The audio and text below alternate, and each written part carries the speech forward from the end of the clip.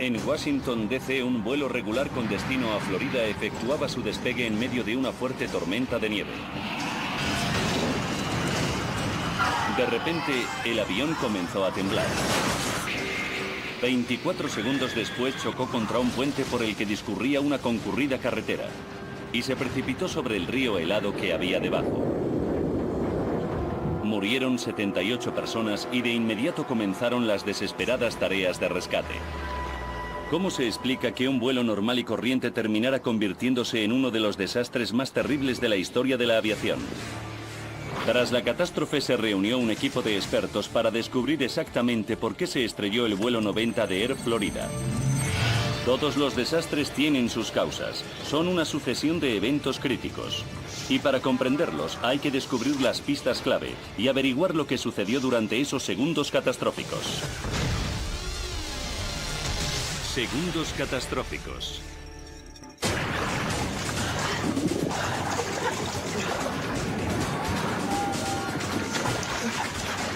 Este hombre acababa de sobrevivir a un accidente de avión, pero el aparato que había caído a un río se hundía, de modo que tuvo que burlar a la muerte por segunda vez.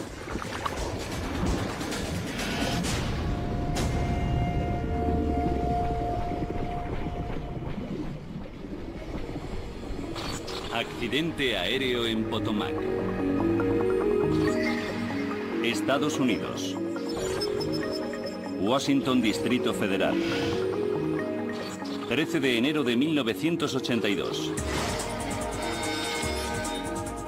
12:30. Joe Steele, ejecutivo de una importante empresa de telecomunicaciones, llegó al Aeropuerto Nacional de Washington con su secretaria Nikki Felch. Joe y Nikki tenían que viajar a Tampa, Florida, por motivos laborales, y estaba previsto que su vuelo, el 90 de Air Florida, saliera a las 2:15 de la tarde. Joe, antiguo piloto de la Marina, se pasaba la vida en los aviones, pues su trabajo le obligaba a viajar por todo el mundo con regularidad. Creo que en aquella época volaba en 737 una o dos veces por semana. Para mí, lo que hice aquel día se había convertido ya en algo habitual. Las condiciones climáticas, sin embargo, no eran tan habituales.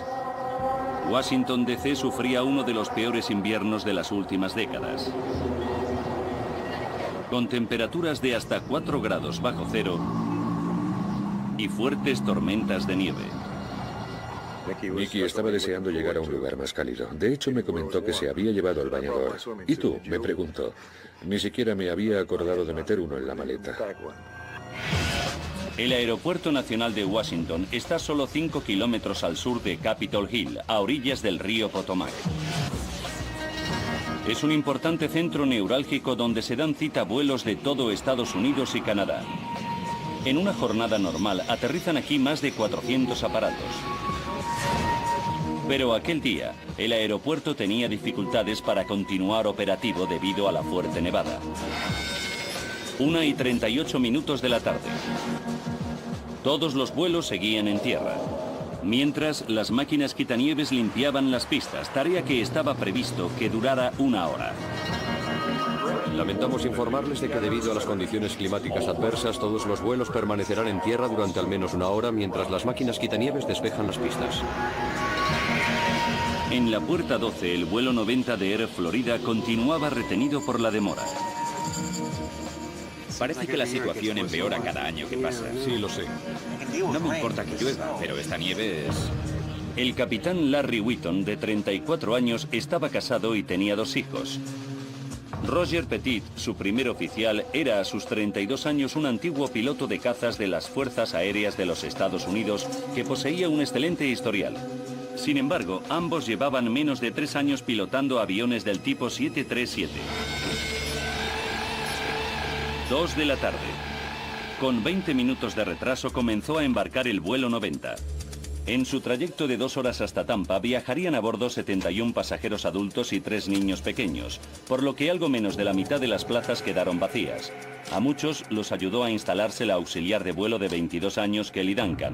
Para ella este trabajo era un sueño hecho realidad. Me encantaba ser auxiliar de vuelo.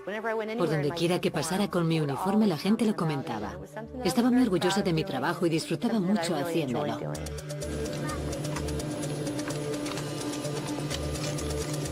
Cerca de Joe y Nikki se encontraban Priscilla Tirado y su hijo de 2 meses, Jason, y su esposo José.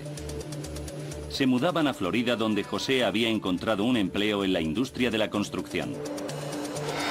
2:20 de la tarde. El capitán Wheaton esperaba que el aeropuerto pronto volviera a funcionar y ordenó que procedieran a retirar el hielo del 737. Ya podéis empezar, muchachos. La tarea de quitar la nieve y el hielo de los aviones antes del despegue es un procedimiento rutinario.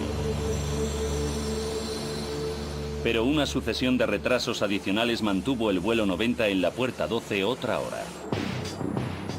Despejar las pistas requirió más tiempo del previsto y además había muchos vuelos retrasados. Los pasajeros que ya se encontraban a bordo solo podían esperar. Mientras, la tormenta de nieve arreciaba. Veía la nieve acumularse sobre el avión y a su alrededor. No dejó de nevar ni un segundo en todo el tiempo que estuvimos allí.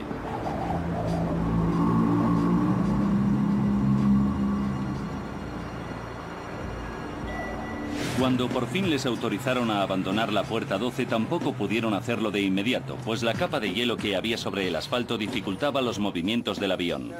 Pesamos demasiado para ese hielo. El capitán Wheaton lo solucionó invirtiendo la propulsión de los motores. Escuchadme, voy a invertir la propulsión. ¿Estás seguro? No te preocupes, saldrá bien.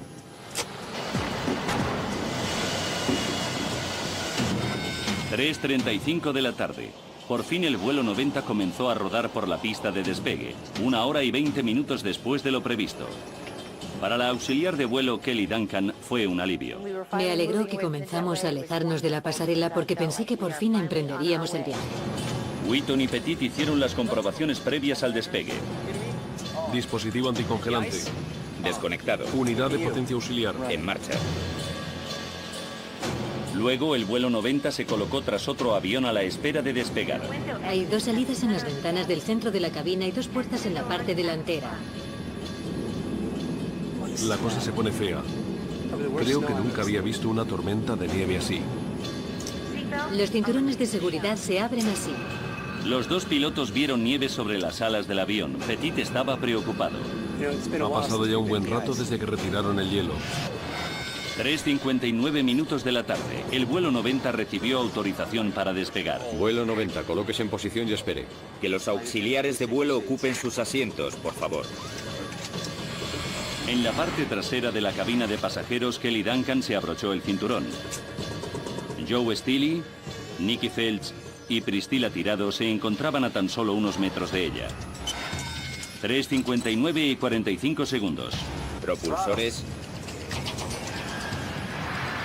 Por fin el 737 inició su avance por la pista. Segundos después, las agujas de los propulsores superaban el nivel mínimo requerido para despegar. Parece que no está bien, ¿verdad? Petit reaccionó soltando un poco los propulsores, pero tardaban más de lo normal en alcanzar la velocidad de despegue de 144 nudos. Esto no va bien. Los datos reflejados en el cuadro eran inusuales. 120. Joe Steele empezaba a preocuparse. Íbamos a una velocidad muy baja para despegar. Viajaba en 737 todas las semanas y noté la diferencia. En aquella ocasión parecía que estábamos en una carretera comarcal llena de baches y no en la pista de un aeropuerto. Finalmente el vuelo 90 alcanzó la velocidad de despegue. Suelta. Y comenzó a elevarse. 2. De repente, el morro se levantó bruscamente y el aparato empezó a temblar. En la cabina de mando, las alarmas avisaron a los pilotos de que el vuelo 90 estaba a punto de entrar en pérdida. Solo disponían de unos segundos para reaccionar o el aparato de 46 toneladas y sus 79 pasajeros caerían en picado desde el cielo. La excesiva elevación del morro del 737 estaba generando tal resistencia al avance que el avión perdía velocidad a marchas forzadas. Suelta. Solo necesitamos 500. Si el vuelo 90 se frenaba demasiado, entraría en pérdida y caería a tierra. El capitán Wheaton ordenó a su copiloto que bajara el morro moviendo hacia adelante la palanca de mando. Adelante, adelante. Pero este no podía inclinarlo demasiado, pues el aparato comenzaría a descender. Vamos, apenas se eleva. Las sacudidas se intensificaban, por lo que Joe Steely comenzó a temerse lo peor. Recuerdo con total claridad que pensé, ¿cómo demonios salgo yo ahora de este avión? Pero sabía que ya era demasiado tarde, así que me creí perdido. 12 segundos después del despegue, el vuelo 90 había recorrido 1 kilómetro. 500 metros más allá, la intensa nevada había provocado un enorme atasco en el puente de la calle 14 que cruza el río Potomac. El camión del obrero de la construcción, Marion Grant Jr., quien se dirigía al norte de la ciudad, apenas había avanzado en un cuarto de hora. Aquello no se movía. Estábamos 3 minutos parados, avanzábamos 1,5 metros o 2 y luego volvíamos a detenernos. 4 de la tarde y 53 segundos. Tras alcanzar una altitud de tan solo 107 metros, de repente el vuelo 90 dejó de elevarse y comenzó a caer. El capitán Wheaton situó los propulsores en la posición de máxima potencia, pero ya era demasiado tarde.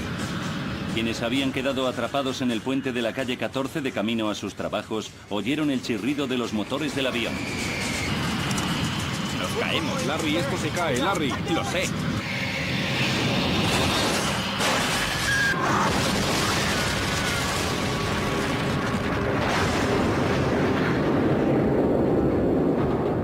Joe Steely salió disparado cuando el fuselaje del vuelo 90 se partió en 4. Recuerdo la sensación de que todo se oscurecía y también que le pedí a Dios que me ayudara.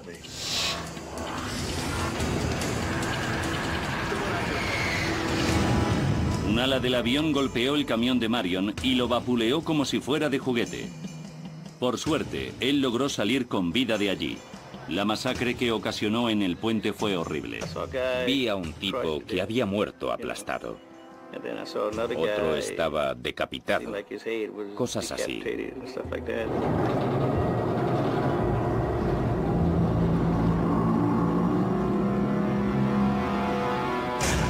Joe Steely recuperó la conciencia. Tenía 67 fracturas en todo el cuerpo, pero solo disponía de unos segundos para burlar a la muerte. Una vez más. El agua ya casi me llegaba a la nariz y seguía subiendo a toda velocidad. Me pareció que tardé una eternidad en liberar mis piernas de los asientos que se habían caído. Luego traté de ayudar a Nicky a soltarse.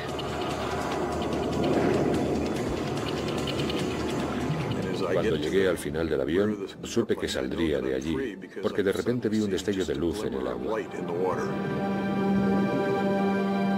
Y una vez fuera del aparato salí a la superficie.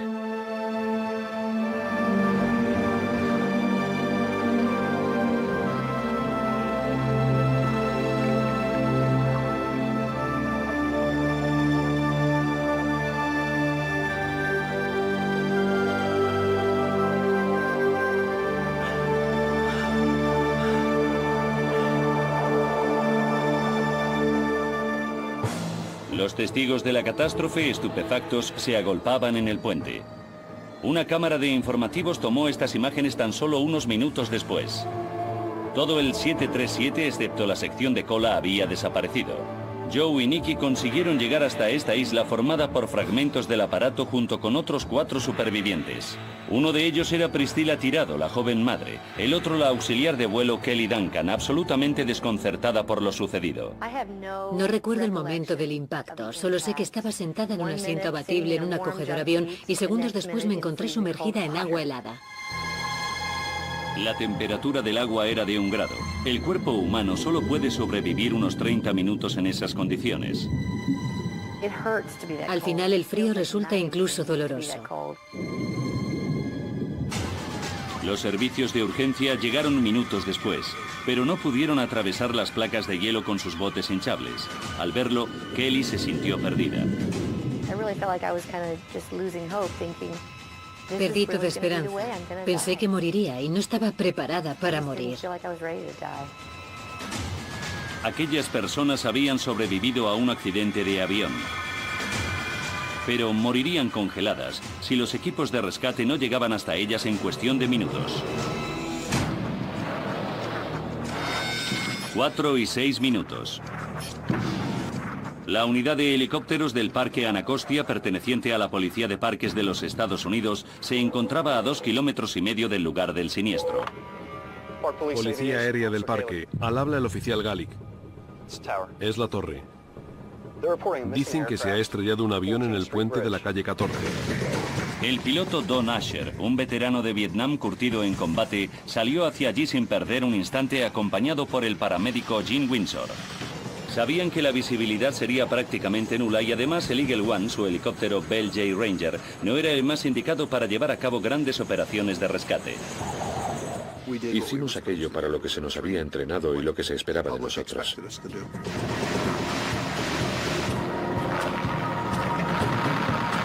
Cuatro y 10 de la tarde. Lenny Skatnick, un joven de 28 años, se acercó al lugar del siniestro.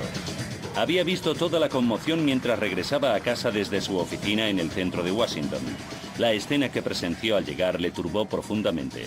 Cuando bajamos hasta la orilla del río sentí un escalofrío. En el ambiente reinaba ese silencio tan característico de los días que nieva, roto en este caso por los gritos de alguien que pedía auxilio desde el agua. Se me puso la carne de gallina.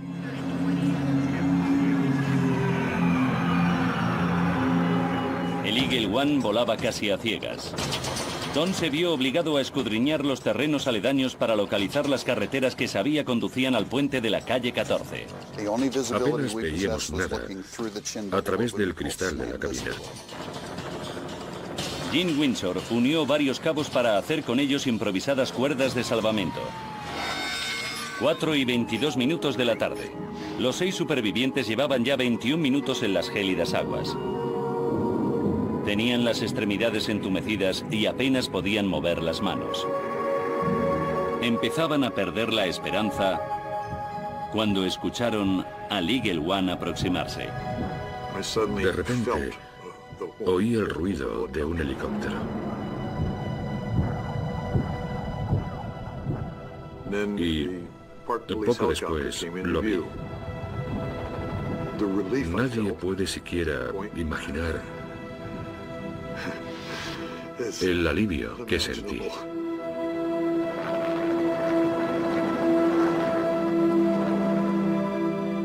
El ruido de aquel helicóptero fue lo más maravilloso que había escuchado nunca. Don vio a los supervivientes aferrados a la sección de cola del avión. En cuanto les vimos, comprendimos que cada segundo era vital y podía significar la diferencia entre la vida y la muerte. Teníamos que sacarles de aquel río. El primer superviviente al que rescató el Eagle One fue Bert Hamilton, de 41 años. Luego Gene lanzó una de sus improvisadas cuerdas de salvamento a la auxiliar de vuelo Kelly Duncan. Solo recuerdo que al mirar al cielo vi una cuerda colgando y me la enrollé alrededor del cuerpo para que me subieran.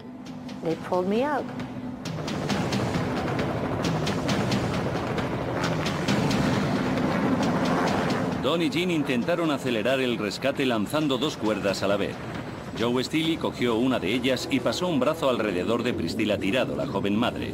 Nikki Fields, la secretaria de Joe, se aferró a la otra, pero pronto este comprobó horrorizado que su amiga estaba tan mal herida que no conseguía mantenerse sujeta.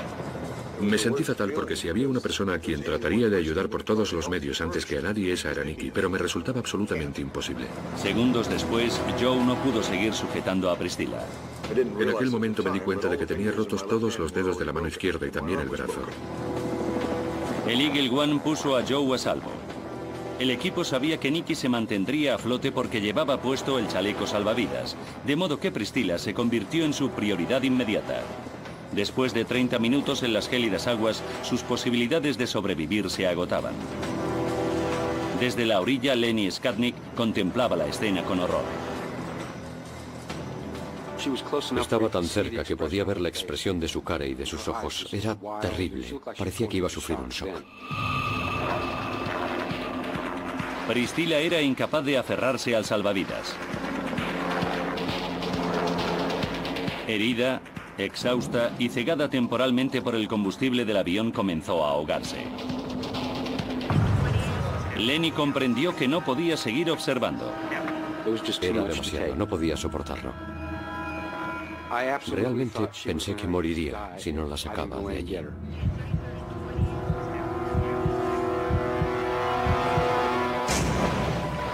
De modo que saltó a las frías aguas y arrastró a Priscilla hasta un lugar seguro.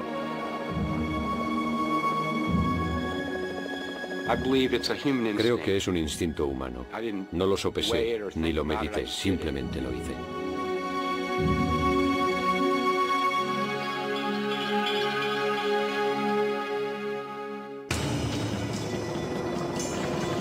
A continuación, el Eagle One regresó a por Nikki, pero la mujer estaba muy débil y no podía agarrarse al salvavidas.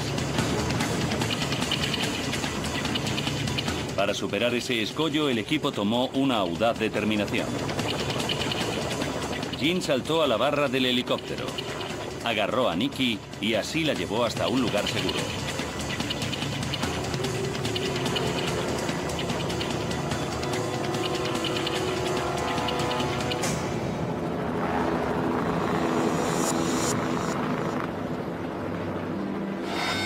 Cuatro y 35 minutos de la tarde. El rescate había finalizado.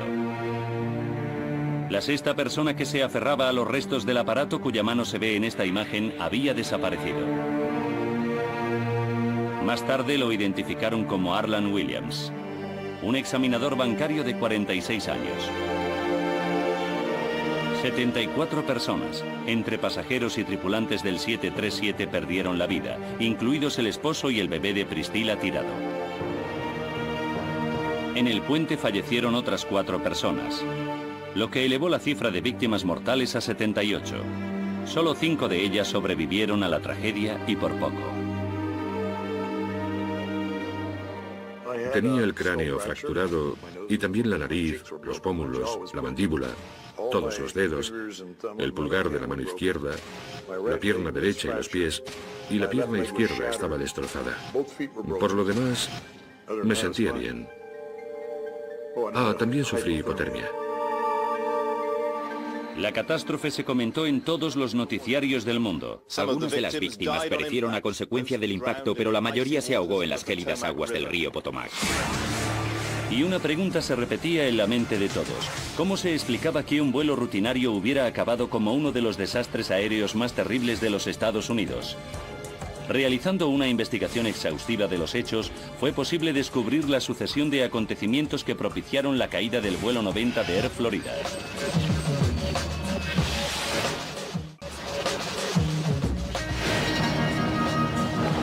Cuando se produjo la catástrofe, Bill Hendricks era el director del Departamento de Investigación de Accidentes Aéreos de la Comisión Nacional de Seguridad en el Transporte. El antiguo piloto de la Marina estadounidense contaba con más de 20 años de experiencia en este ámbito. 13 de enero de 1982. A Hendricks le comunicaron lo sucedido poco después de las 4 de la tarde. Hola, soy Bill Hendricks. Aquella fue una de las llamadas más importantes de su carrera. Sabía que en esta investigación habría muchas presiones, tanto mediáticas como por parte del Congreso, por el mero hecho de que el accidente hubiera tenido lugar aquí, en Washington. No en vano es la capital de los Estados Unidos. Hendricks se puso en contacto inmediatamente con su mano derecha, Rudy Kapustin, quien se encargaría del día a día de la investigación, y sin perder un minuto llamaron al Go Team, un equipo de expertos de la Comisión Nacional de Seguridad en el Transporte al que se puede recurrir en cualquier momento para trabajar en una catástrofe aérea importante. Esa misma tarde los investigadores llegaron al puente de la calle 14. Al ver los coches aplastados, comprendieron que el avión se había desplomado justo sobre ellos. El aparato impactó con esos 4 o 5 vehículos y los aplastó como si fueran de mantequilla antes de caer al agua. Era lo único que sabían con certeza, por lo tanto tendrían que averiguar cuál había sido la causa del desastre. Existían muchas posibilidades, desde fallos mecánicos de consecuencias catastróficas hasta un error del piloto o incluso un acto de sabotaje. Sin embargo, a priori, todas las sospechas recayeron sobre la tormenta de nieve. Intuía de que de algún modo la meteorología había influido en todo aquello. Pero Hendricks era consciente de que tenía que haber algo más. Decenas de aviones despegaron del mismo aeropuerto aquel día sin incidentes. Lo que le sucedió al vuelo 90 debió ser algo único. Hendricks tenía ante sí un misterio de complicada resolución.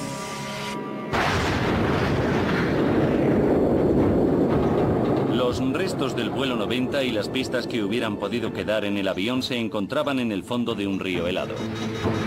Además, dado que ambos pilotos habían muerto, lo que sucedió en la cabina de mando seguiría siendo una incógnita, a menos que los buzos encontraran la caja negra con los datos de vuelo. Lo primero que buscamos siempre en estos casos son los registradores de datos de vuelo. Gracias a ellos podemos conocer la altitud, la dirección y la velocidad del aire. Las grabaciones de voz de la cabina de mando registran los últimos 30 minutos de conversación de los pilotos del avión. A la mañana siguiente, muy temprano, los barcos del Servicio de Guardacostas de los Estados Unidos comenzaron a abrirse paso a través del hielo para llegar hasta los restos del avión. El ejército y la marina se unieron a ellos en una masiva operación de salvamento encabezada por un equipo de 82 buzos. Hendricks y su equipo instalaron el centro de operaciones de la investigación en una sala de conferencias del Hotel Marriott, situado cerca del lugar del siniestro. Y mientras los buzos trataban de recuperar los cuerpos, los expertos comenzaron a entrevistar a los más de 200 testigos. A los investigadores nos enseñan a no suponer nunca. Las intuiciones están bien, pero hay que respaldarlas con hechos. El equipo empezó interrogando a la tripulación de tierra para averiguar quién se ocupó del deshielo del vuelo 90 en el Aeropuerto Nacional de Washington. Quizás cometieran un error y no retiraran toda la nieve y el hielo adheridos al avión, fallo que tuvo consecuencias fatales. La elevación que un avión necesita para volar es fruto de un leve flujo de aire sobre las alas. Una capa de hielo o de nieve congelada sobre su superficie ocasiona una alteración que puede reducir la elevación e incrementar de forma considerable la resistencia al avance. Los expertos denominan a este problema contaminación. Sin embargo, la tripulación de tierra insistía en que se retiró todo el hielo del vuelo 90 antes de que se dirigiera hacia la pista de despegue. Pese a todo, los investigadores continuaron indagando y descubrieron un hecho intrigante.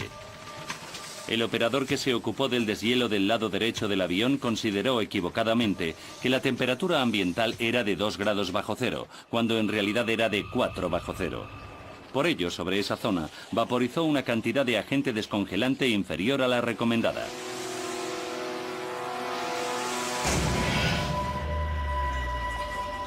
Los investigadores comprendieron que estaban a punto de realizar un importante descubrimiento y decidieron estudiar con más detalle el proceso de deshielo.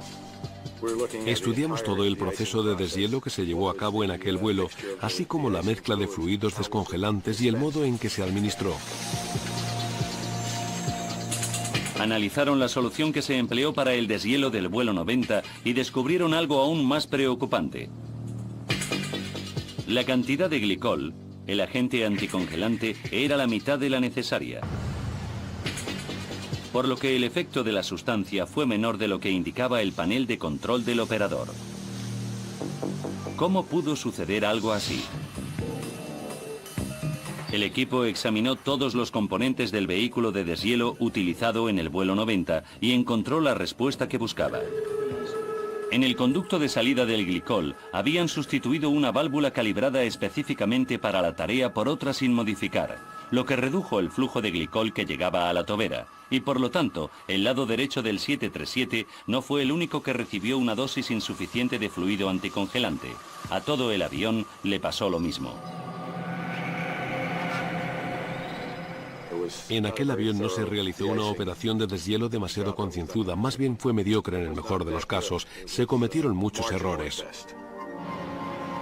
Pero los investigadores sabían que eso no era en absoluto una prueba concluyente de que en el avión hubiera hielo y nieve cuando despegó. La tripulación de tierra usó la misma unidad de deshielo en otros aparatos sin que se produjeran incidentes, lo que significa que, pese a ser más suave de lo normal, quizás la solución anticongelante funcionara adecuadamente. Hendricks necesitaría pruebas más sólidas para sustentar su corazonada, y lo que su equipo descubrió después les sorprendió. Escuchadme, voy a invertir la propulsión. El capitán Wheaton recurrió a la propulsión invertida para alejarse de la puerta 12. Normalmente los inversores de propulsión se emplean como sistemas de frenado durante el aterrizaje del avión. ¿Estás seguro? Nunca deberían usarse antes del despegue cuando la temperatura exterior es muy baja por una sencilla razón. Invierten el flujo de aire caliente que sale de la parte trasera de los motores y lo canalizan hacia el morro del avión, lo que puede proyectar una nube de escarcha hacia las alas y las aberturas de los motores. Cuando las temperaturas no superan los 0 grados, esa escarcha puede volver a congelarse en unos minutos. La utilización de la propulsión inversa era una prueba más de que la nieve o el hielo pudieron ser los causantes del desastre. El piloto no estuvo muy acertado. No fue buena idea. Luego, Hendricks halló otra pista. Un miembro de su equipo consiguió una fotografía extraordinaria.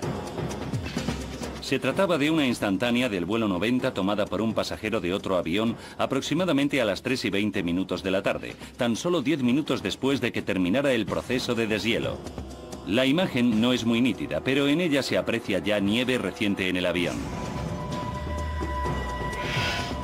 La fotografía confirmaba que el 737 pudo contaminarse después de las tareas de deshielo, con independencia de que el trabajo se realizara bien o mal. Para cuando se cumplió el 4º día de la investigación, ya se habían recuperado la mayoría de los cuerpos y la operación de salvamento podía centrarse en los restos del aparato siniestrado. Los fragmentos se trasladaron a un hangar del Aeropuerto Nacional de Washington para examinarlos minuciosamente, pero no se obtuvo ningún dato. Y los 2 registradores de datos de vuelo de la caja negra, elementos decisivos para la investigación, seguían sin aparecer. Encontrarlos sería una tarea titánica. Los buzos disponían para lograrlo de un sistema de localización acústica, pero los restos del fuselaje estaban desperdigados por un área de frías y oscuras aguas del tamaño de un campo de fútbol. Los periodistas querían respuestas, pero el portavoz de la Comisión Nacional de Seguridad en el Transporte, Francis McAdams, aún no podía anunciar ninguna novedad. Como ya les dije antes, no sabré nada hasta que no reunamos todas las pruebas. Los investigadores se jugaron su última carta. Los supervivientes. Los supervivientes estaban en el avión, escucharon sonidos y sintieron golpes y roces, por lo que podían proporcionarnos una gran cantidad de información. Joe Steele les contó que el vuelo 90 tembló violentamente antes de estrellarse. Sus palabras confirmaron las sospechas de los investigadores. Sabían que las sacudidas pudieron deberse a una alteración del flujo de aire sobre las alas a causa del hielo y la nieve. Pero entonces Joe les comentó que el 737 parecía más lento y renqueante cuando aceleraba para despegar. ¿A qué podía deberse dicha incidencia? Otros aviones no tuvieron ese problema pese a la nieve. Hendricks y su equipo estaban desconcertados.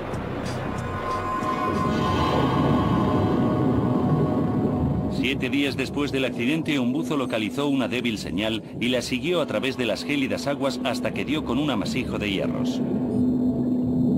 Con mucho cuidado, separó las retorcidas y afiladas piezas metálicas y encontró un verdadero tesoro. Con su linterna iluminó uno de los registradores de datos de vuelo y luego el otro. Todos los que participaban en la investigación habían rezado para que llegara ese momento. Tras sacar del agua los registradores, el buzo levantó uno sobre su cabeza en señal de victoria.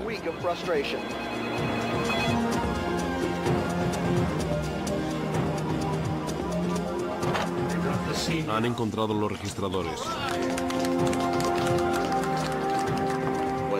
Pronto corrió la voz entre el equipo de que se habían localizado los registradores, piezas que podían brindarnos datos decisivos. Los investigadores se apresuraron a trasladar las cajas negras a sus laboratorios. Tras días de especulaciones, estaban a punto de descubrir exactamente lo que había sucedido en los segundos que precedieron al siniestro. Estaban emocionados, pero sabían que tendrían que escuchar las voces de los muertos.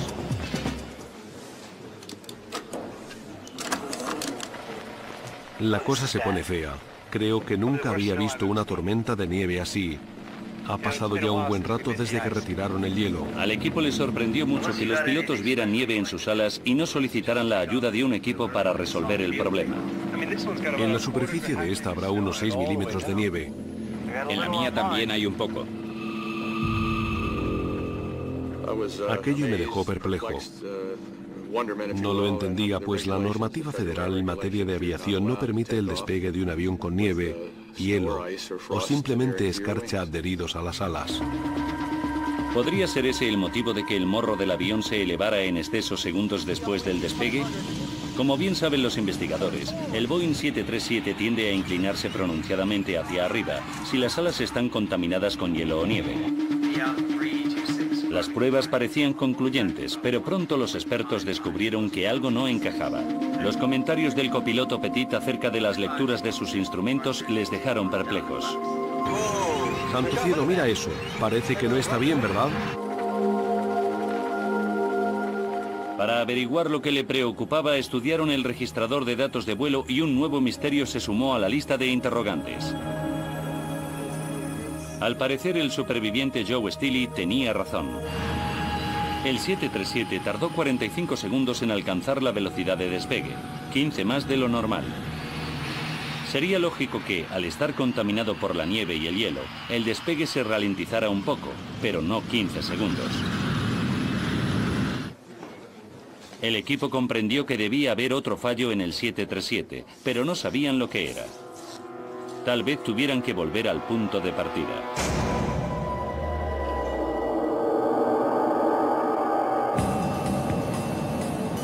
Solo se les ocurría un factor que pudiera ralentizar de tal manera el despegue de un 737.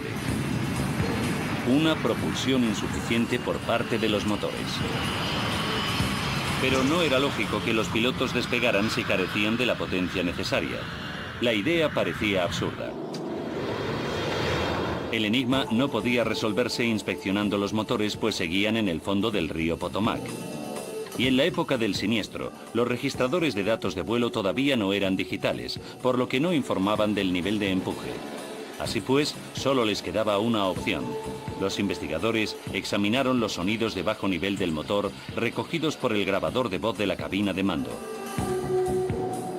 Con la ayuda de una técnica llamada espectro de sonido, transformaron dichas frecuencias sonoras en lecturas de propulsión. Sí, es el 1,7. Demasiado bajo. Los resultados fueron sorprendentes. El nivel de empuje, o EPR, de ambos motores era de 1,7 cuando deberían haber sido de 2,04. El equipo estaba atónito. Al parecer, los pilotos despegaron sin la potencia necesaria. Mira eso, parece que no está bien, ¿verdad? ¿Cómo pudo suceder algo así? Los investigadores escucharon una y otra vez las conversaciones de la cabina buscando pistas y pronto repararon en un pequeño detalle. Calefacción. Encendida. Dispositivo anticongelante. Desconectado. Unidad de potencia auxiliar. En marcha. ¿Podemos escucharlo otra vez? Los expertos se quedaron sin habla. La calidad de la grabación no era buena, pero el capitán Wheaton parecía decir desconectado cuando le preguntaban por el dispositivo anticongelante del motor. Dispositivo anticongelante. Desconectado. Hendricks comprendió entonces que una insignificante palabra podía ser la solución al misterio de la catástrofe.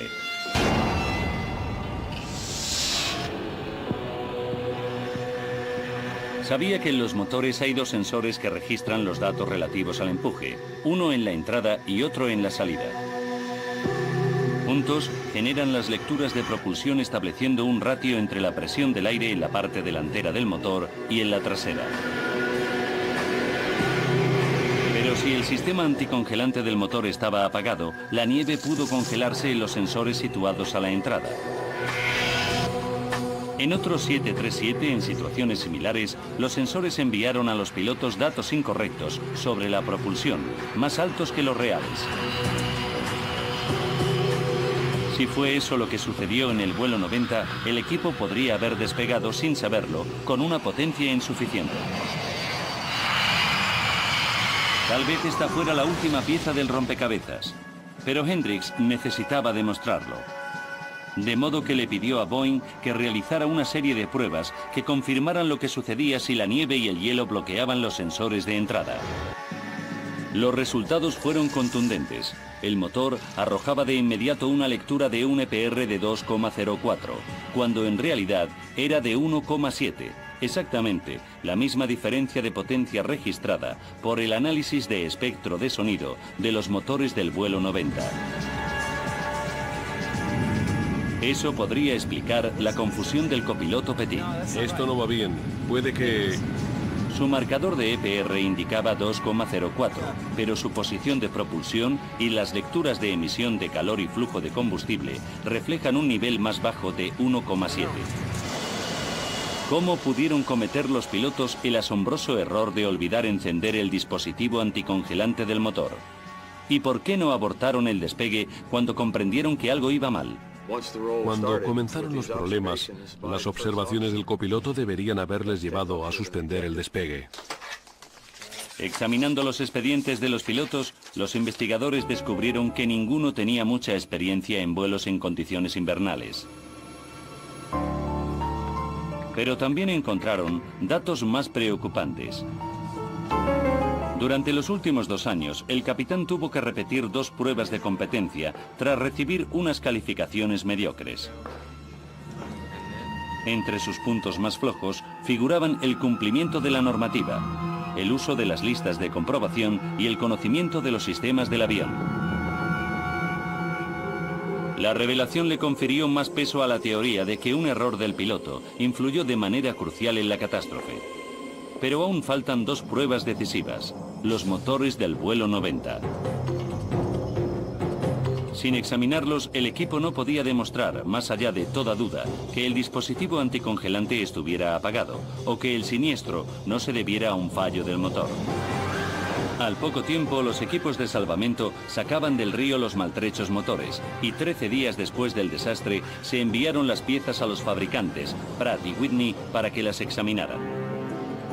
Los técnicos diseccionaron los motores y buscaron sin descanso cualquier indicio de un problema mecánico.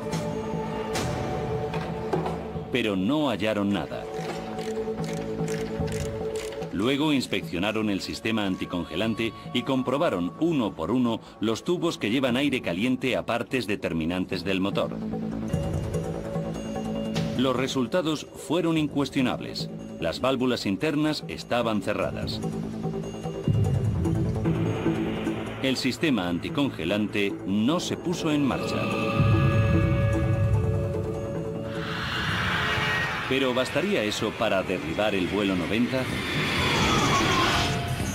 Para averiguarlo, los investigadores realizaron diversas pruebas en el vanguardista simulador de vuelo del 737 de Boeing, donde descubrieron con gran sorpresa que una propulsión inferior, un EPR de 1,7, es suficiente para mantener el avión en el aire.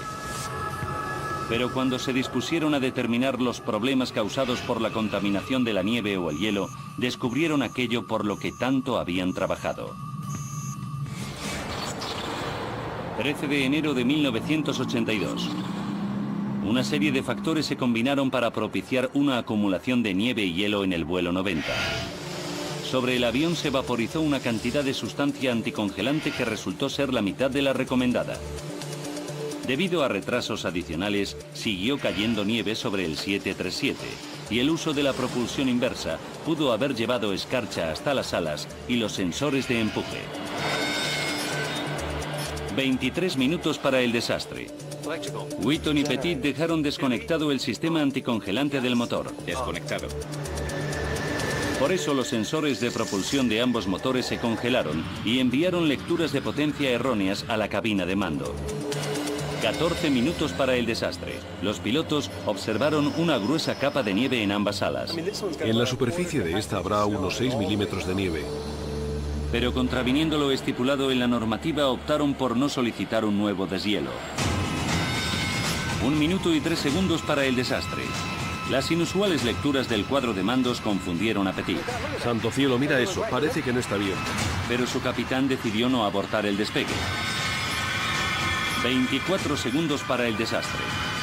El vuelo 90 despegó con unas lecturas que indicaban un EPR de 2,04, pero como los sensores de propulsión estaban congelados, el nivel de empuje real era solo de 1,7. Al mismo tiempo, el hielo y la nieve adheridos a las alas interrumpieron el flujo de aire reduciendo la elevación. Esto modificó la aerodinámica del 737, por lo que el morro del avión se inclinó pronunciadamente. La resistencia al avance resultante redujo la velocidad y por lo tanto también la elevación. 8 segundos para el desastre. La pérdida de elevación llegó a un punto crítico y cuando volaba a tan solo 107 metros, el aparato de 46 toneladas entró en pérdida y comenzó a caer. Nos caemos. Larry, esto se cae, Larry. Lo sé. A las 4:01 el vuelo 90 chocó contra el puente de la calle 14.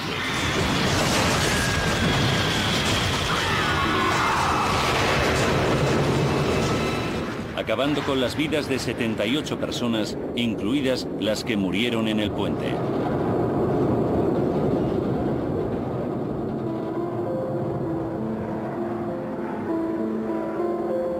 Tras su rescate, el superviviente Joe Steele dejó su puesto como ejecutivo para trabajar por su cuenta. Al regresar durante unos instantes a la escena del accidente, la emoción le embarga. Creo que más que nada aprecio los 24 años que he vivido desde entonces. He visto crecer a mis hijos. Sujeté entre las mías la mano de mi padre cuando murió. Podría haberme perdido todo eso.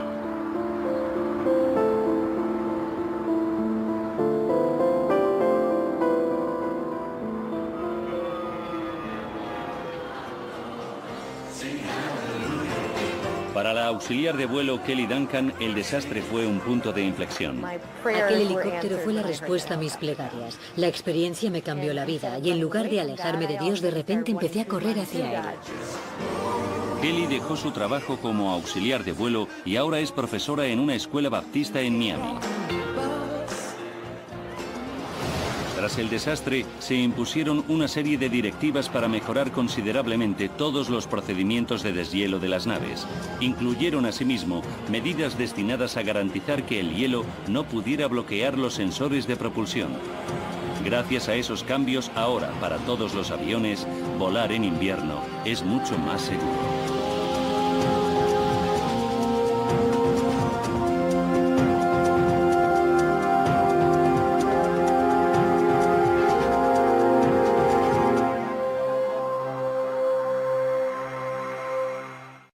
Y el modo en que se administró. Analizaron la solución que se empleó para el deshielo del vuelo 90 y descubrieron algo aún más preocupante. La cantidad de glicol, el agente anticongelante, era la mitad de la necesaria, por lo que el efecto de la sustancia fue menor de lo que indicaba el panel de control del operador.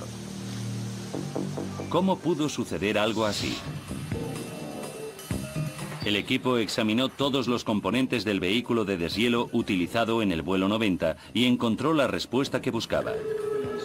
En el conducto de salida del glicol habían sustituido una válvula calibrada específicamente para la tarea por otra sin modificar, lo que redujo el flujo de glicol que llegaba a la tobera, y por lo tanto, el lado derecho del 737 no fue el único que recibió una dosis insuficiente de fluido anticongelante.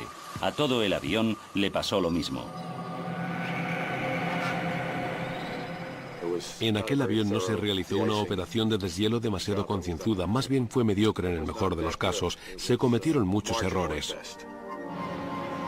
Pero los investigadores sabían que eso no era en absoluto una prueba concluyente de que en el avión hubiera hielo y nieve cuando despegó.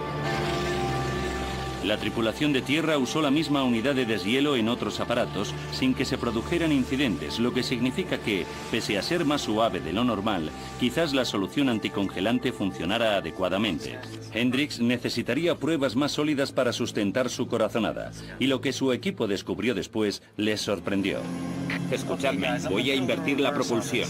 El capitán Wheaton recurrió a la propulsión invertida para alejarse de la puerta 12.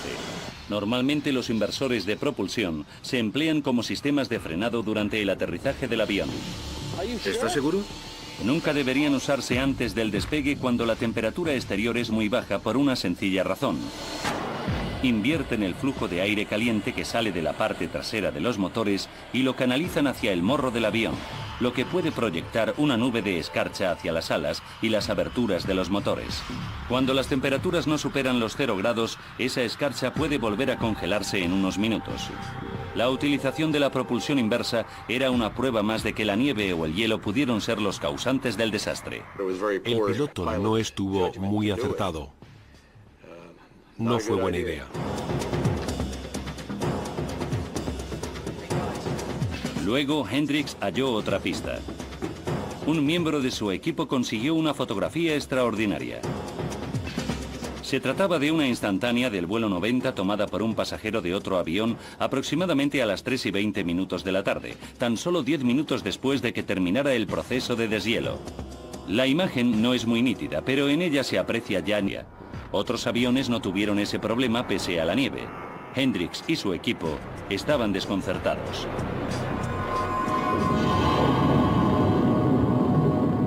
Siete días después del accidente, un buzo localizó una débil señal y la siguió a través de las gélidas aguas hasta que dio con un amasijo de hierros. Con mucho cuidado, separó las retorcidas y afiladas piezas metálicas y encontró un verdadero tesoro. Con su linterna iluminó uno de los registradores de datos de vuelo y luego el otro. Todos los que participaban en la investigación habían rezado para que llegara ese momento. Tras sacar del agua los registradores, el buzo levantó uno sobre su cabeza en señal de victoria.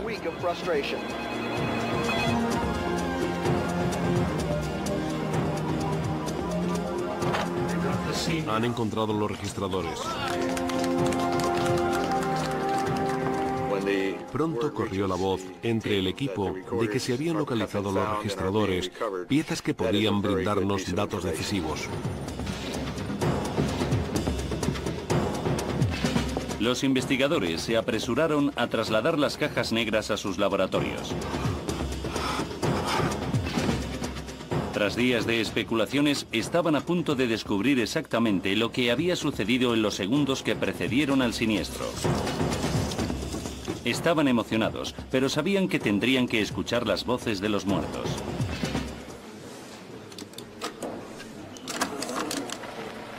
La cosa se pone fea. Creo que nunca había visto una tormenta de nieve así. Ha pasado ya un buen rato desde que retiraron el hielo. Al equipo le sorprendió mucho que los pilotos vieran nieve en sus alas y no solicitaran la ayuda de un equipo para resolver el problema. En la superficie de esta habrá unos 6 milímetros de nieve. En la mía también hay un poco. Aquello me dejó perplejo. No lo entendía, pues la normativa federal en materia de aviación no permite el despegue de un avión con nieve, hielo o simplemente escarcha adheridos a las alas. ¿Podría ser ese el motivo de que el morro del avión se elevara en exceso segundos después del despegue? Como bien saben los investigadores, el Boeing 737 tiende a inclinarse pronunciadamente hacia arriba si las alas están contaminadas con hielo o nieve. Las pruebas parecían concluyentes, pero pronto los expertos descubrieron que algo no encajaba. Los comentarios del copiloto Petit acerca de las lecturas de sus instrumentos les dejaron perplejos. ¡Santo cielo, mira eso! Parece que no está bien, ¿verdad? Para averiguar lo que le preocupaba, estudiaron el registrador de datos de vuelo y un nuevo misterio se sumó a la lista de interrogantes. Cuando los motores pues seguían en el fondo del río Potomac. Y en la época del siniestro, los registradores de datos de vuelo todavía no eran digitales, por lo que no informaban del nivel de empuje. Así pues, solo les quedaba una opción. Los investigadores examinaron los sonidos de bajo nivel del motor recogidos por el grabador de voz de la cabina de mando. Con la ayuda de una técnica llamada espectro de sonido, transformaron dichas frecuencias sonoras en lecturas de propulsión. Sí, es el 1,7. Demasiado bajo. Los resultados fueron sorprendentes. El nivel de empuje, o EPR, de ambos motores era de 1,7 cuando deberían haber sido de 2,04. El equipo estaba atónito. Al parecer, los pilotos despegaron sin la potencia necesaria. Mira eso, parece que no está bien, ¿verdad? ¿Cómo pudo suceder algo así?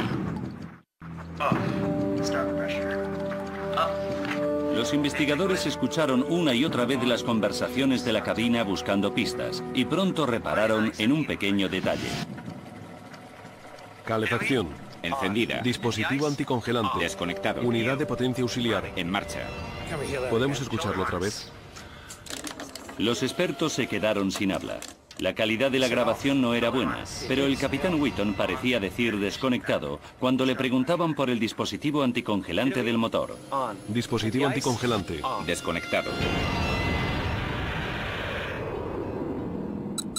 Hendricks comprendió entonces que una insignificante palabra podía ser la solución al misterio de la catástrofe.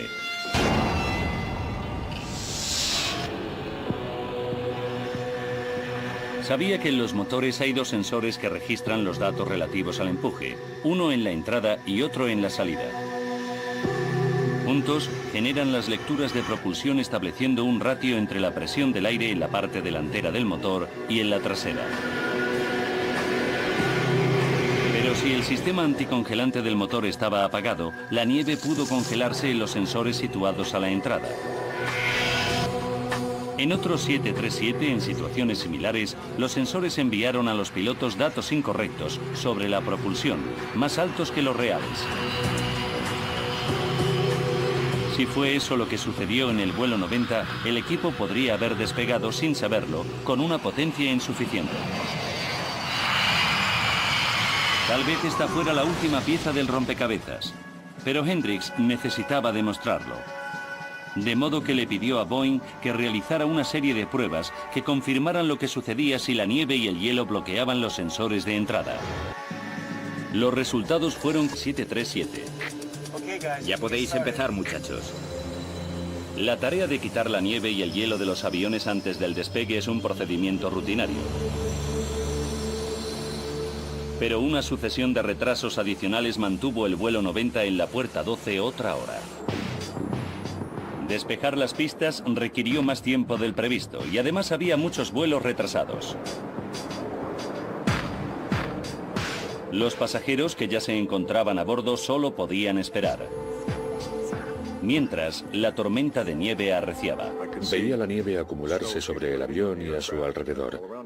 No dejó de nevar ni un segundo en todo el tiempo que estuvimos allí.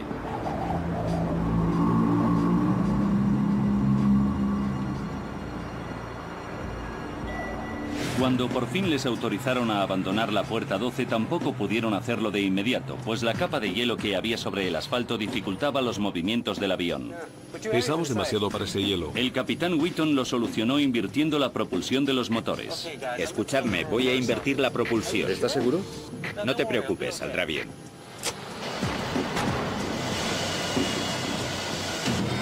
(3:35 de la tarde). Por fin el vuelo 90 comenzó a rodar por la pista de despegue, 1 hora y 20 minutos después de lo previsto. Para la auxiliar de vuelo Kelly Duncan fue un alivio. Me alegró que comenzamos a alejarnos de la pasarela porque pensé que por fin emprenderíamos el viaje. Wheaton y Petit hicieron las comprobaciones previas al despegue. Dispositivo anticongelante. Desconectado. Unidad de potencia auxiliar. En marcha. Luego el vuelo 90 se colocó tras otro avión a la espera de despegar. Hay 2 salidas en las ventanas del centro de la cabina y 2 puertas en la parte delantera. La cosa se pone fea. Creo que nunca había visto una tormenta de nieve así. Los cinturones de seguridad se abren así. Los 2 pilotos vieron nieve sobre las alas del avión. Petit estaba preocupado. Ha pasado ya un buen rato desde que retiraron el hielo. 3:59 minutos de la tarde. El vuelo 90 recibió autorización para despegar. Vuelo 90, colóquese en posición y espere. Que los auxiliares de vuelo ocupen sus asientos, por favor. En la parte trasera de la cabina de pasajeros, Kelly Duncan se abrochó el cinturón. Joe Steele, Nicky Felch y Priscilla Tirado se encontraban a tan solo unos metros de ella. 3:59 y 45 segundos. Propulsores. Por fin el 737 inició su avance por la pista. Segundos después, las agujas de los propulsores superaban el nivel mínimo requerido para despegar. Parece que no está bien, ¿verdad? Petit reaccionó soltando un poco los que propiciaron la caída del vuelo 90 de Air Florida.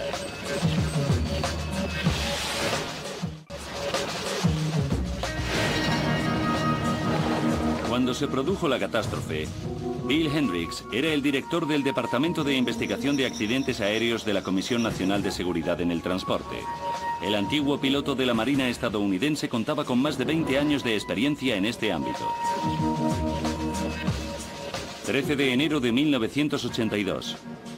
A Hendricks le comunicaron lo sucedido poco después de las 4 de la tarde. Hola, soy Bill Hendricks. Aquella fue una de las llamadas más importantes de su carrera.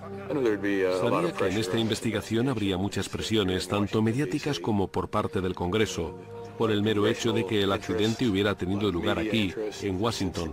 No en vano es la capital de los Estados Unidos.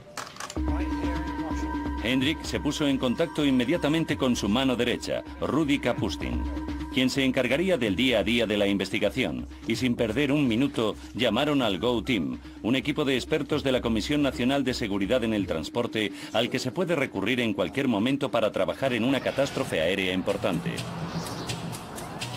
Esa misma tarde los investigadores llegaron al puente de la calle 14. Al ver los coches aplastados, comprendieron que el avión se había desplomado justo sobre ellos. El aparato impactó con esos 4 o 5 vehículos y los aplastó como si fueran de mantequilla antes de caer al agua. Era lo único que sabían con certeza, por lo tanto tendrían que averiguar cuál había sido la causa del desastre.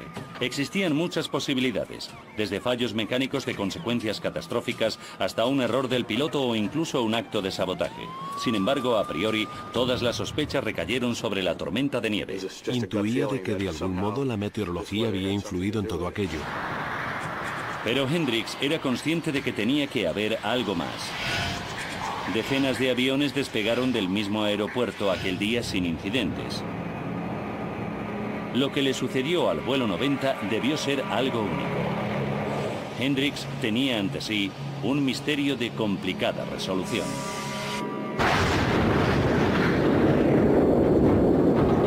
Los restos del vuelo 90 y las pistas que hubieran podido quedar en el avión se encontraban en el fondo de un río helado. Además, dado que ambos pilotos habían muerto, lo que sucedió en la cabina de mando seguiría siendo una incógnita, a menos que los buzos encontraran la caja negra con los datos de vuelo. Lo primero que buscamos siempre en estos casos son los registradores de datos de vuelo. Gracias a ellos podemos conocer la altitud, la dirección y la velocidad del aire.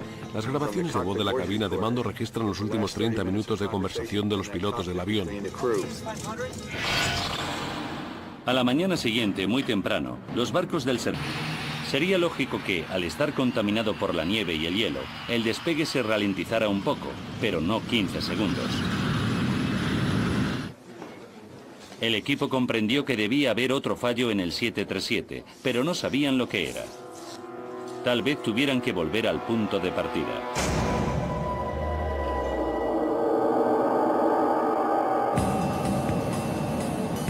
Solo se les ocurría un factor que pudiera ralentizar de tal manera el despegue de un 737.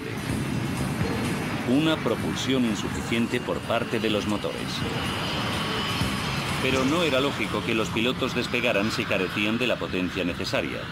La idea parecía absurda. El enigma no podía resolverse inspeccionando los motores, pues seguían en el fondo del río Potomac. Y en la época del siniestro, los registradores de datos de vuelo todavía no eran digitales, por lo que no informaban del nivel de empuje. Así pues, solo les quedaba una opción. Los investigadores examinaron los sonidos de bajo nivel del motor recogidos por el grabador de voz de la cabina de mando. Con la ayuda de una técnica llamada espectro de sonido, transformaron dichas frecuencias sonoras en lecturas de propulsión. Sí, es el 1,7. Demasiado bajo. Los resultados fueron sorprendentes. El nivel de empuje, o EPR, de ambos motores era de 1,7 cuando deberían haber sido de 2,04. El equipo estaba atónito. Al parecer, los pilotos despegaron sin la potencia necesaria. Mira eso, parece que no está bien, ¿verdad? ¿Cómo pudo suceder algo así? Los investigadores escucharon una y otra vez las conversaciones de la cabina buscando pistas y pronto repararon en un pequeño detalle. Calefacción. Encendida. Dispositivo anticongelante. Desconectado. Unidad de potencia auxiliar. En marcha. ¿Podemos escucharlo otra vez? Los expertos se quedaron sin habla. La calidad de la grabación no era buena, pero el capitán Wheaton parecía decir desconectado cuando le preguntaban por el dispositivo anticongelante del motor. Dispositivo anticongelante. Desconectado. Hendricks comprendió entonces que una insignificante palabra podía ser la solución al misterio de la catástrofe.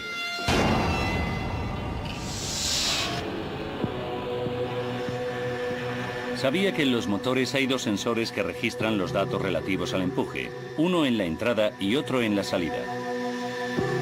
Juntos generan las lecturas de propulsión estableciendo un ratio entre la presión del aire en la parte delantera del motor y en la trasera.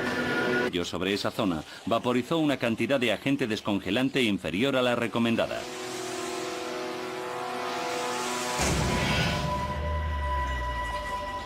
Los investigadores comprendieron que estaban a punto de realizar un importante descubrimiento y decidieron estudiar con más detalle el proceso de deshielo.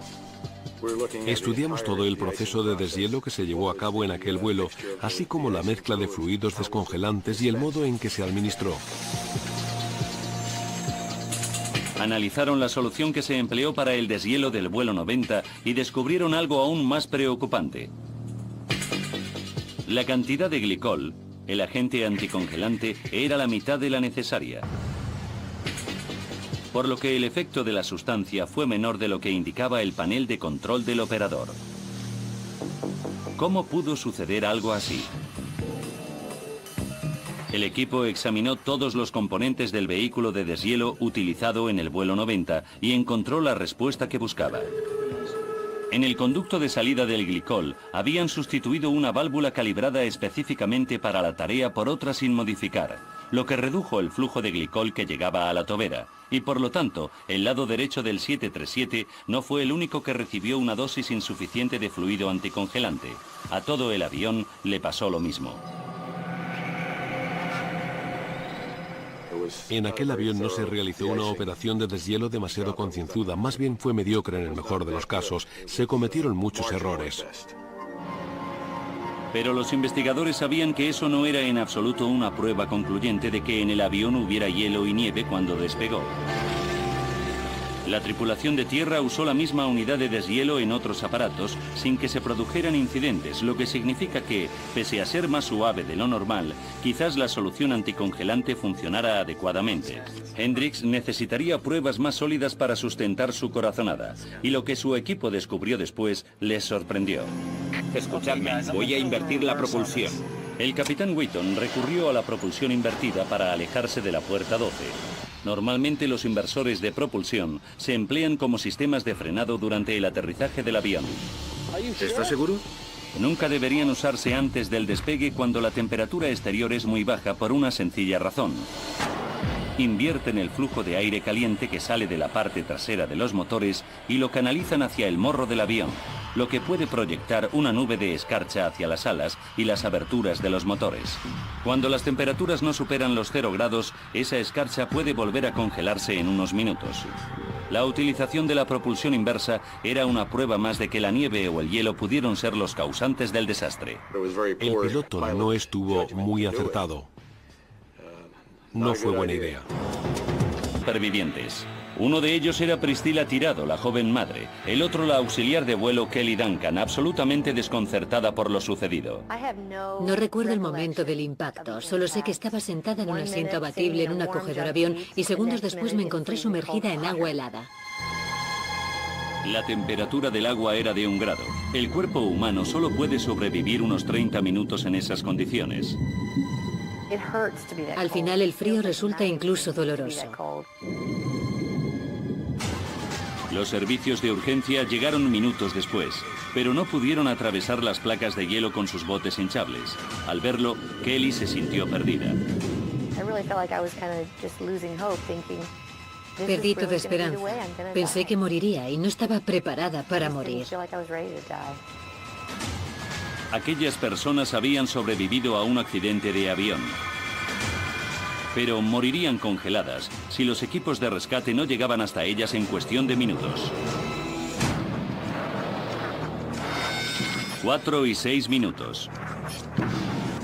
La unidad de helicópteros del Parque Anacostia, perteneciente a la Policía de Parques de los Estados Unidos, se encontraba a 2,5 kilómetros del lugar del siniestro. Policía Aérea del Parque. Al habla el oficial Gallic. Es la torre. Dicen que se ha estrellado un avión en el puente de la calle 14. El piloto Don Asher, un veterano de Vietnam curtido en combate, salió hacia allí sin perder un instante, acompañado por el paramédico Gene Windsor. Sabían que la visibilidad sería prácticamente nula y además el Eagle One, su helicóptero Bell J. Ranger, no era el más indicado para llevar a cabo grandes operaciones de rescate. Hicimos aquello para lo que se nos había entrenado y lo que se esperaba de nosotros.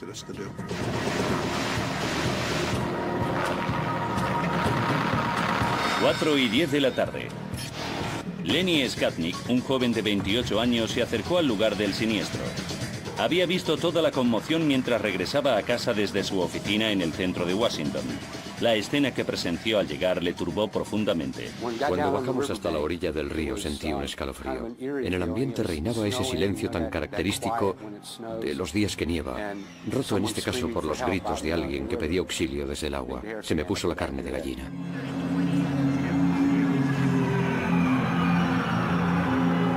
El Eagle One volaba casi a ciegas.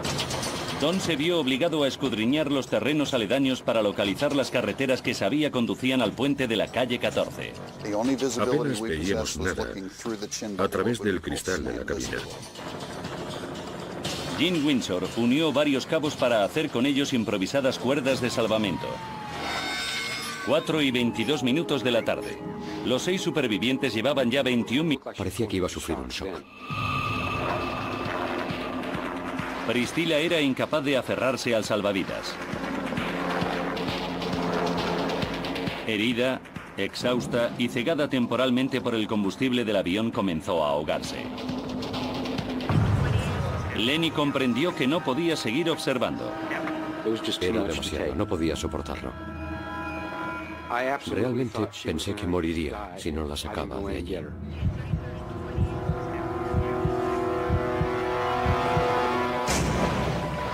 De modo que saltó a las frías aguas y arrastró a Priscilla hasta un lugar seguro.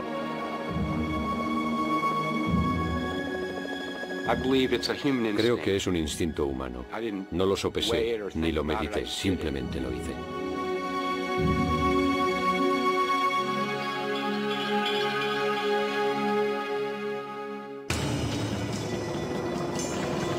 A continuación, el Eagle One regresó a por Nikki, pero la mujer estaba muy débil y no podía agarrarse al salvavidas. Para superar ese escollo, el equipo tomó una audaz determinación.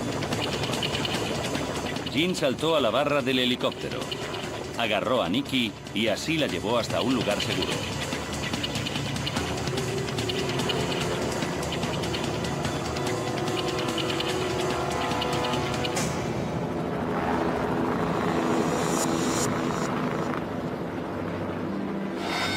Cuatro y 35 minutos de la tarde. El rescate había finalizado. La sexta persona que se aferraba a los restos del aparato, cuya mano se ve en esta imagen, había desaparecido. Más tarde lo identificaron como Arlan Williams, un examinador bancario de 46 años. 74 personas, entre pasajeros y tripulantes del 737, perdieron la vida, incluidos el esposo y el bebé de Priscilla tirado. En el puente fallecieron otras 4 personas, lo que elevó la cifra de víctimas mortales a 78. Solo 5 de ellas sobrevivieron a la tragedia y por poco. Tenía el cráneo fracturado y también la nariz, los pómulos, la mandíbula, todos los dedos, el pulgar de la mano izquierda, la pierna derecha y los pies, y la pierna izquierda estaba destrozada. Por lo demás, me sentía bien. También sufrí hipotermia. La catástrofe se comentó en todos los noticiarios del mundo. Algunas de las víctimas perecieron a consecuencia del impacto, pero la mayoría se ahogó en las gélidas aguas del río Potomac. Y una pregunta se repetía en la mente de todos. ¿Cómo se explicaba que un vuelo rutinario...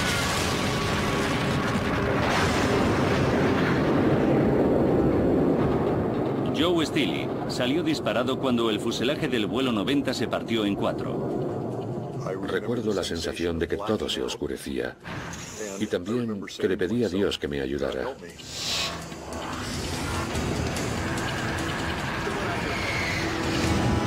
Un ala del avión golpeó el camión de Marion y lo vapuleó como si fuera de juguete. Por suerte, él logró salir con vida de allí. La masacre que ocasionó en el puente fue horrible. Vi a un tipo que había muerto aplastado. Otro estaba decapitado. Cosas así.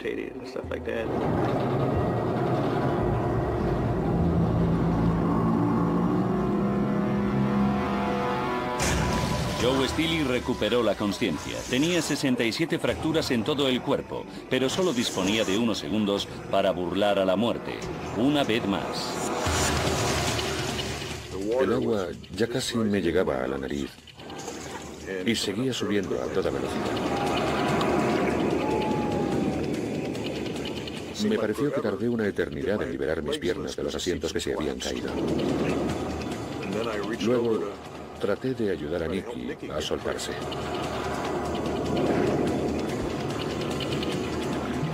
Cuando llegué al final del avión, supe que saldría de allí, porque de repente vi un destello de luz en el agua. Y una vez fuera del aparato salí a la superficie.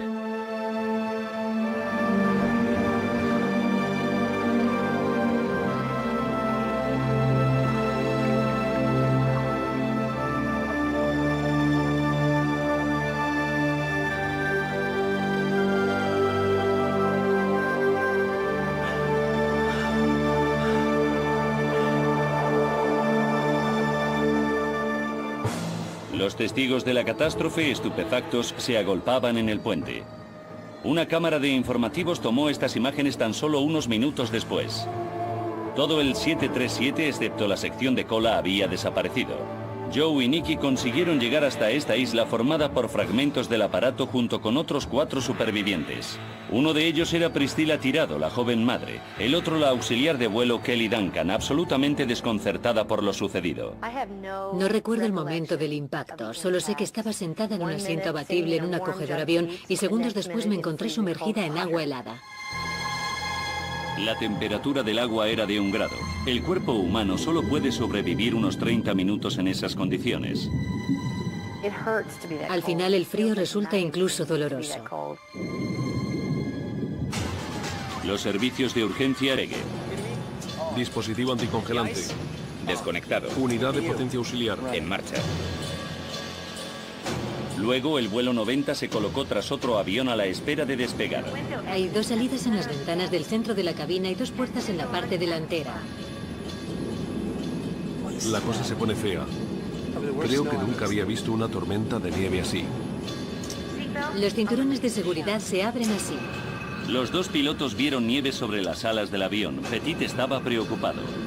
Ha pasado ya un buen rato desde que retiraron el hielo. 3:59 minutos de la tarde. El vuelo 90 recibió autorización para despegar. Vuelo 90, colóquese en posición y espere. Que los auxiliares de vuelo ocupen sus asientos, por favor.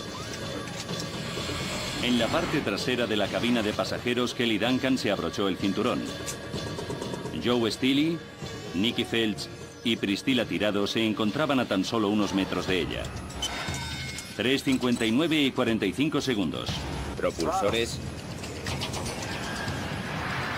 Por fin el 737 inició su avance por la pista. Segundos después, las agujas de los propulsores superaban el nivel mínimo requerido para despegar. Parece que no está bien, ¿verdad? Petit reaccionó soltando un poco los propulsores, pero tardaban más de lo normal en alcanzar la velocidad de despegue de 144 nudos. Esto no va bien. Los datos reflejados en el cuadro eran inusuales. 120. Joe Steely empezaba a preocuparse. Íbamos a una velocidad muy baja para despegar. Viajaba en 737 todas las semanas y noté la diferencia. En aquella ocasión parecía que estábamos en una carretera comarcal llena de baches y no en la pista de un aeropuerto. Finalmente el vuelo 90 alcanzó la velocidad de despegue. Suelta. Y comenzó a elevarse. 2. De repente, el morro se levantó bruscamente y el aparato empezó a temblar.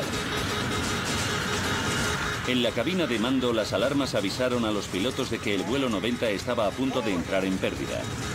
Solo disponían de unos segundos para reaccionar o el aparato de 46 toneladas y sus 79 pasajeros caerían en picado desde el cielo.